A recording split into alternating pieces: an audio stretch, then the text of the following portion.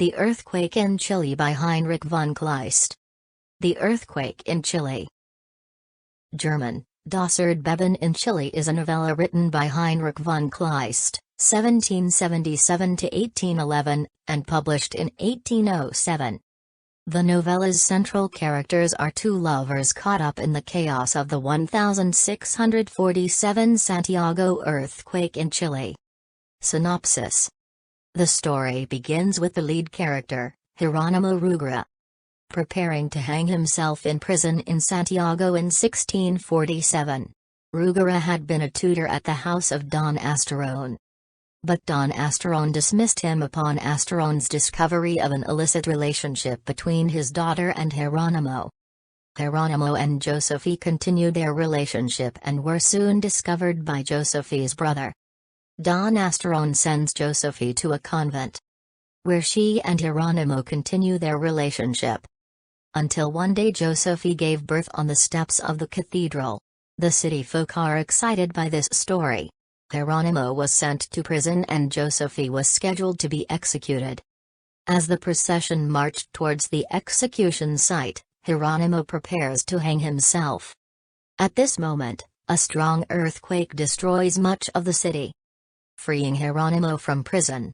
Despite his fears that Josephine had already died, he begins to search for her, and is later reunited with her and their son, Philip, on her way to her execution as the earthquake strikes.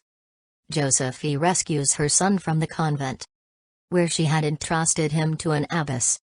The abbess and most of the nuns are dead. Josephine had spent much of the day searching for Hieronymo and fearing him dead. They plan to travel to Concepcion, Chile, where Josephine has family, and from there to Spain. The following morning, the couple is approached by Don Fernando, who asks Josephine to breastfeed his son Juan, since his wife, Donna Elvira, has been injured in the earthquake. She complies, and Don Fernando invites the reunited family to join his own. They are greeted as friends, and exchange stories and rumors of the happenings in Santiago. Hieronymo and Josephine decide to go to Concepcion and write to the Viceroy of Santiago to ask permission to stay in Chile. That afternoon, a service is to be held at the lone surviving church in Santiago, and the party, aside from Donna Elvira and her father Don Pedro, decides to attend. Donna Elvira appears to fear for Josephine's and Hieronymo's safety, but Don Pedro feels that Donna Elvira's fears are misplaced. They attend the service. The sermon compares the earthquake to God's destruction of Sodom and Gomorrah and speaks specifically of Josephine and Hieronymo's sin. Donna Constanza, Don Fernando's sister-in-law, recognizes the danger. But before the party can make their escape, someone calls out, identifying Josephine as the adulteress and accusing Don Fernando of being Hieronymo. Josephine, who is holding Don Fernando's son Juan, is grabbed by the crowd. The crowd assumes Juan is Josephine's baby. Don Fernando identifies himself and attempts to rescue Josephine. A naval officer, Don Alonso, identifies Don Fernando but hesitates when a cobbler asks about Josephine. Josephine gives Juan and Philip, who was being held by Hieronymo, to Don Fernando and tells him to leave and save the children, but he refuses and borrows Don Alonso's sword.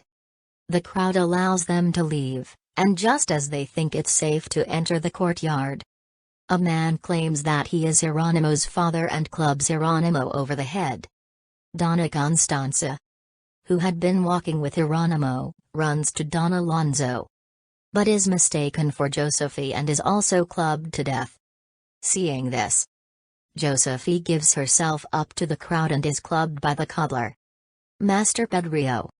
Don Fernando defends the children with his sword, but eventually his son, Juan, is torn from his grasp and bashed against a pillar. The crowd disperses and Don Fernando is left with Philip, whom he adopts as his own child with Donna Elvira. At the conclusion, Don Fernando compares Juan and Philip and considers how he had acquired them, and remarks, "It almost seemed to him that he should be glad." End of the summary. Thank you. Thank you.